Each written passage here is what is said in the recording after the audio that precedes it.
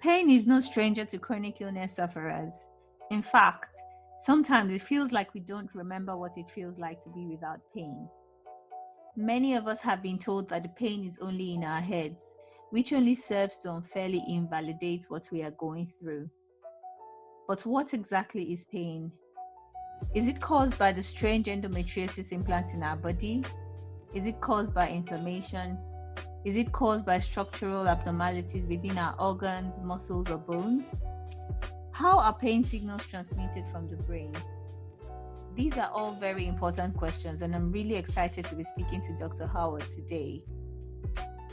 Dr. Howard Schubiner is a clinician, author, and researcher who has conducted groundbreaking research on a treatment plan that can resolve rather than manage chronic pain. He is the director of the Mind-Body Medicine Center at Providence Hospital in Southfield, Michigan, and a clinical professor at Wayne State University and Michigan State University School of Medicine. He has authored over 60 scientific publications and lectures nationally and internationally. Dr. Howard is the author of the book Unlearn Your Pain and co-author of the book Hidden from View, The Clinician's Guide to Physiopsychological Disorders.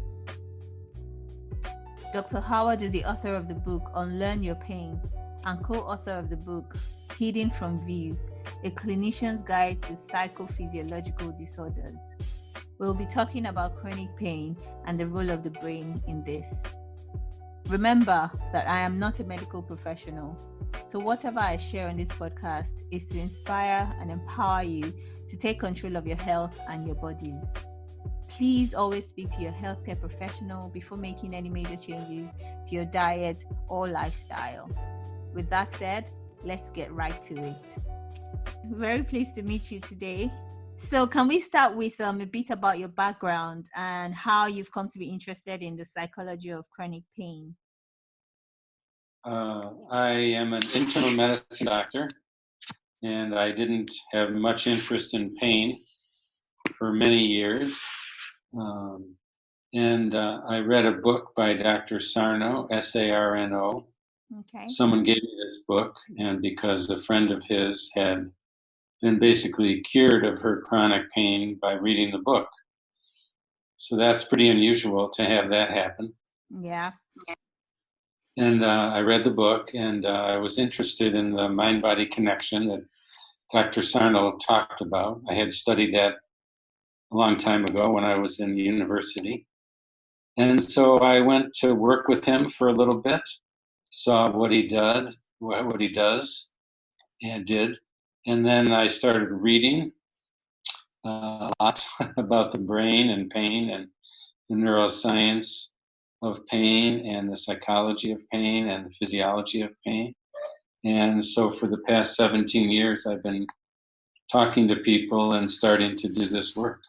Wow. Many endometriosis sufferers, they deal with pain on a regular basis. And many of them already start feeling pain even before the diagnosis of endometriosis. They go through a lot of, the pain is in your head and it's not real. And it kind of is something that we're still struggling with. So how would you describe the role of the brain in pain? So it's pain because of the endometriosis. So just as an example, implants are in the wrong place, or is it because of the inflammation or the structural, abnormalities, or is it just something else? So how can we explain pain in this instance?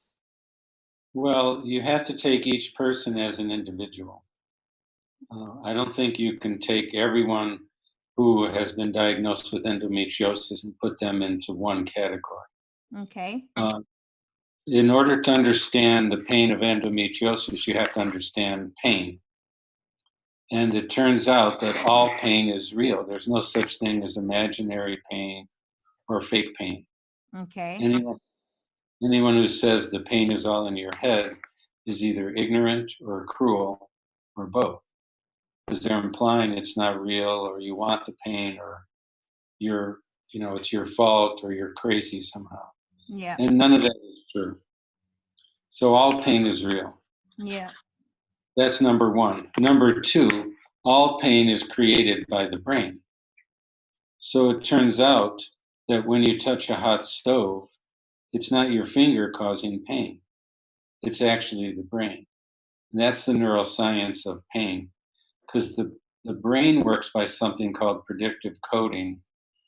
And that means that the brain predicts, it's like an artificial intelligence computer. It predicts what it should do based on its past experience, and then it creates that. So our brain actually creates what we see. We don't actually see with our eyes, we see with visual cortex in the back of our brain.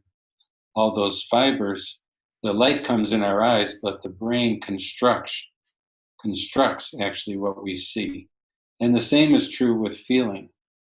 So as an example, my wife has the same breakfast every morning, slice of apple, yogurt, and granola.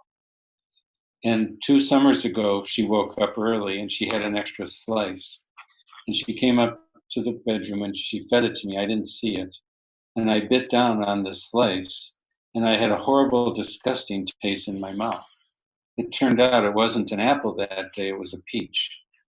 The peach was sweet and it was good, and I love peaches. But my brain was expecting apple. And so it created a disgusting taste in my mouth because the softness of the peach compared to the expected crunch of the apple. Yeah. So several years ago, I had back pain, and it hurt every time I bent over. It turned out that my brain was predicting pain every time I bent over and creating that pain. And it turned out there was actually nothing wrong with my back. And I had to change the coding in my brain. I had to change the software, the programming, the neural circuits in my brain to get rid of the pain, which I did simply by reminding myself every time I bent over that I was fine, that I was not in danger. And so the brain responds to physical injury by producing pain, but not every time. You can have an injury and the brain may not turn on pain.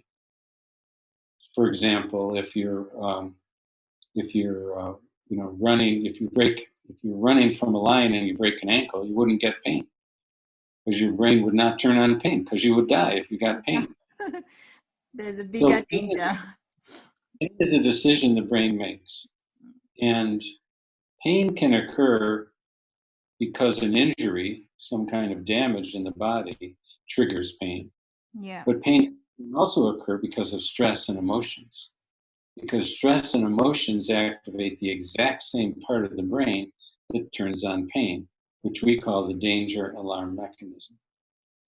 So what my job is to help people on an individual basis figure out if their pain is being caused by a structural problem or by a neural circuit problem in the brain in the absence of a structural problem, or a combination of the two. And that's what I do. It turns out, in my experience for 17 years doing this, that most people with chronic pain do not actually have a structural problem in the body. Not all, but most. And the reason is that, for example, if you take people with headaches, tension or migraine headaches, those are not structural problems in the brain.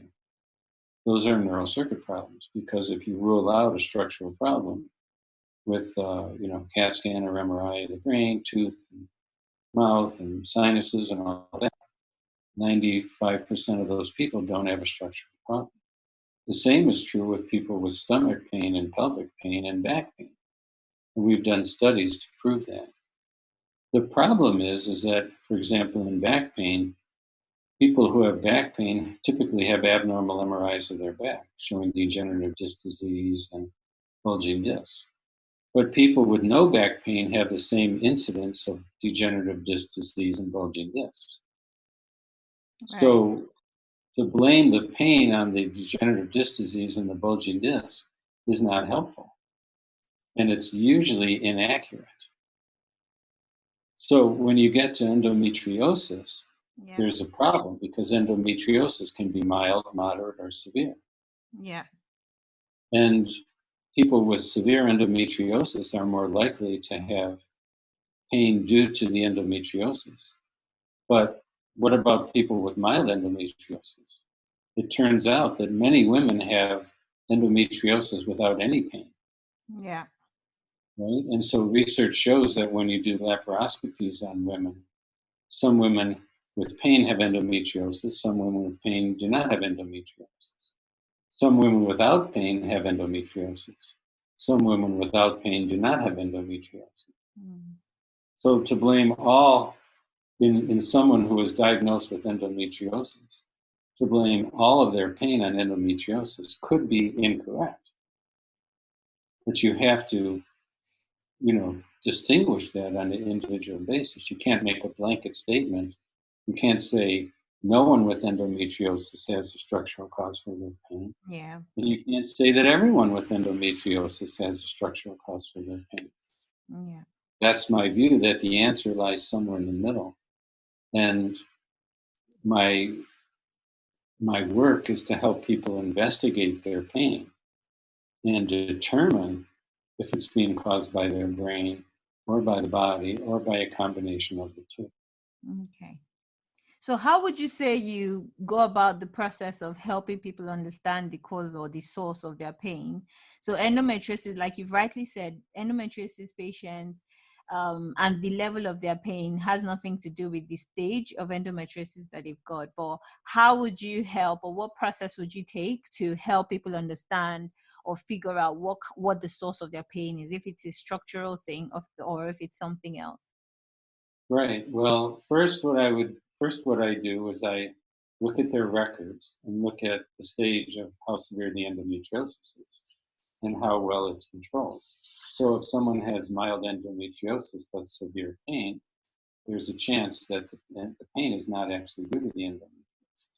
If the endometriosis is staying the same over time, but the pain is getting worse, that's another clue that the pain may be due to neural circuits in the brain. Right. Chronic pain due to neural circuits in the brain typically gets worse over time. And the reason is that people justifiably are afraid of their pain. Yeah. And fear of the pain activates further danger alarm in their brain. And the danger alarm makes the pain worse. So the first thing is and sometimes what happens is people get treatment for endometriosis and then their pain doesn't get better or it gets worse. Yeah. That's a disconnect. That's not making sense structurally. Pain that varies quite a bit over time is more likely to be neural circuit pain. Sometimes it's severe, sometimes it's gone, sometimes it's, maybe it's worse in the morning or better in the afternoon. That's suggestive of a neural circuit or a brain Right. problem.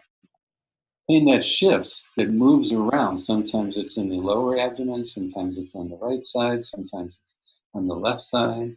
That's suggestive of a neural circuit because pain from a disease doesn't move around in location. So these are the kind of things that I ask people. Pain that's triggered. Well, if pain is worse with hot or cold or the weather, that's likely to be a neural circuit pain because hot, cold, or weather or wind doesn't affect the body. Yeah. That's worse with stress is more likely to be a neural circuit pain. Pain that occurs when someone imagines being in a situation that triggers their pain is likely to be a neural circuit pain. Like if you have pain with your period and you just stop and close your eyes and imagine having your period and then you get pain, then it's not actually due to the period. Yeah. It's due to the fear of the period of the menstruation. Yeah. Some people have many other symptoms in addition to pelvic pain. They may have fibromyalgia, irritable bowel, interstitial cystitis, migraine headaches, neck and back pain. And so people with those kind of things are more likely to have neural circuit type pain because those are other neural circuit type pain problems. And they typically go together. People who have histories of adverse childhood events, like difficulty with parents, drug abuse in the family, divorce, abuse, neglect, parental drug use, parental arguing, anything that makes a child feel unsafe growing up, primes the brain and that danger signal in the brain that makes it more likely that they'll develop chronic pain later. And oftentimes people will see that when they're in a more stressful situation, their pain is higher. And that's another clue. So those are and I've written about those in my books, and those are the clues that I help to investigate the symptoms so that we can know uh, if it's really a structural problem or not. Right. And that's, it's critical to have that understanding, because if you're afraid that you're physically damaged, it's hard to recover. Because remember what I had to do with my back pain when I bent over. I had to tell myself I was okay. Yeah. Well, it's hard to tell yourself you're okay when you think your back is damaged. It's Yeah. hard to tell yourself you're okay when you think that your uh, you know tissues are damaged. Yeah. Okay. So for endometriosis sufferers, right, they get the pain usually every month. So most times during their period, there's pain outside of the periods for most of us. But the fact that, like you said, being afraid of the pain can cause pain as well. So how would you usually, so after investigating and figuring out the clues to say if it's a structural reason or if it's the brain that's sending those signals, how do you then go forward with these patients? How do you help them to unlearn their pain? If if we're clear that the brain is causing the pain, then our job is to reprogram the brain, Yeah. and we do that by correcting the prediction error uh, in the brain, and we do that by training the brain not to be afraid, training the person not to be afraid. So when pain comes, they can look at it, they can separate from it, they can watch it. They can begin to do things even though they're in pain, little by little, challenging the pain and and proving to their brain that it's not dangerous, Yeah. that they're not. Um, Another component of the treatment is to deal with any emotions that may have arisen, or any emotions that may be related to it. Because people who get changes in their pain with stress, usually it's because there's something in their life that's problematic. So, what if they're in a job which is very difficult for them, or in a relationship that's very difficult for them, or a relationship with siblings, or with parents, or with children? All those kind of stressful emotions can activate more pain. And so sometimes it's critical to deal with those situations as well. Right. Okay. Very insightful. So when you were speaking earlier, you talked about fibromyalgia and interstitial cystitis and the rest of them. I'm interested in fibromyalgia because I have a few friends that believe they've got it. It's a bit of a difficult diagnosis because it's not really, it's just like pain all over the body. So Yeah. how would you, and there's actually a lot of endometriosis sufferers that say they've been diagnosed with it or they feel like they might have it. So can you explain a bit more about what it is and how its symptoms are manifested, and if it's definitely one of those I'll say diseases that have to do with the brain sending signals and not necessarily something physically wrong with you? Yes. So if someone has endometriosis and they have pelvic pain, but the pain starts spreading Yeah. to their arms or legs or upper abdomen or chest or back or head, that's a sign that it's their brain that's causing the spreading pain. Yeah. And fibromyalgia, you're correct, is widespread chronic pain with no disease, no structural problem in the body. I mean, that's what fibromyalgia is. It's just a name. It means you have pain all over. Yeah. But in fibromyalgia, you've ruled out a rheumatologic condition like rheumatoid arthritis. You've ruled out lupus. You've ruled out other neurologic conditions. So the cause of the pain is unknown. But from my point of view, it's very well known. It's due to neural circuits in the brain. Right. And that's a reversible condition. And that's exactly what we do. And we've done research on fibromyalgia showing that people who deal with their emotional distress have much greater reduction in pain than people who don't do that kind of therapy. So, the more symptoms that a woman has, the happier I am. Not for her, but it's easier to make a diagnosis of a brain-caused situation, because if someone is having, pelvic pain and back pain and migraine and irritable bowel and fibromyalgia and interstitial cystitis and numbness and tingling of the hands and feet, uh, and they've been to doctors and they don't have a structural cause for that, then yeah, that's a neural circuit problem. And those people can be helped. Right. Okay, that's good to know. So, your book, Unlearn Your Pain, can you say a bit more about it? Is it something that patients can learn from by, reading it and understanding how to, force or teach their brain to block those signals? And also, how or where can we find the book? Yeah, I wrote the book Unlearn Your Pain for patients to use. The first 4 chapters are the science of pain that I described very briefly to you. The 5th chapter is how to make the diagnosis in oneself. And the rest of the chapters are a self-guided recovery program. It includes access to meditations to calm the brain and exercises to retrain the brain, and how to do some of the emotional work to deal with emotional situations. So that's all in the book. Okay. I have another book called Unlearn Your Anxiety and Depression, because anxiety and depression often go with these conditions as well. Okay. And so, yeah, the books are available, from my website or from Amazon.com. But there's also an ebook, because I know you're in Britain. Yes. And the cost of shipping books to Britain is very expensive. It's horribly expensive. Yeah. So so because we have an ebook, it's a lot cheaper. There's no shipping. Yeah. With the Okay. ebook. Okay. So your website is unlearnyourpain.com, right? To get the book. Yes. Okay. And then it's also on Amazon. Yeah. All right. Yeah. Okay. Thank you so much. So is there any other advice that you'd like to give the audience today? Like something that they should take away from this conversation today? Yeah.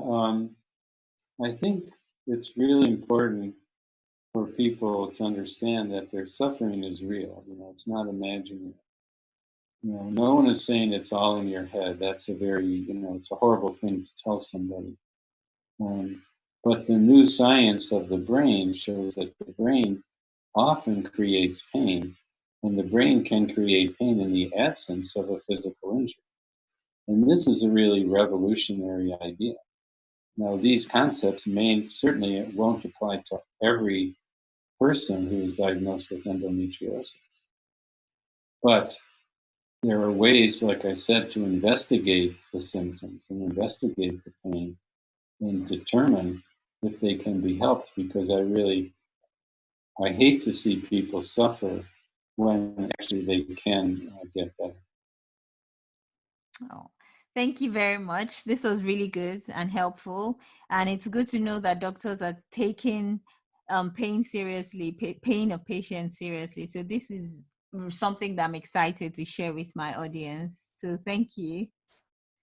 Thank you very much. It's a pleasure to talk with you. Appreciate it. Thank you. We have learned from Dr. Howard today that pain is definitely not in your head. Your suffering is real, and anyone who says that it isn't is either ignorant or cruel. However, it is possible for the brain to create pain in the absence of physical injury. The first step is to investigate the cause of your pain and then begin to teach the brain to unlearn the pain. Dr. Howard's book is available on his website, www.unlearnyourpain.com, and on Amazon. I hope you enjoyed this episode. If you did, I would love to know. Send me comments or even a DM through my Instagram or Facebook page. Share with your friends and subscribe to the podcast. If you also have any questions to ask or topics you would like me to discuss, Feel free to shoot me an email on info@notdefinedbyendo.com. I love to hear from you all. All of this information can be found in the show notes. Until next time, my name is Teniela, and remember, you are not defined by endo.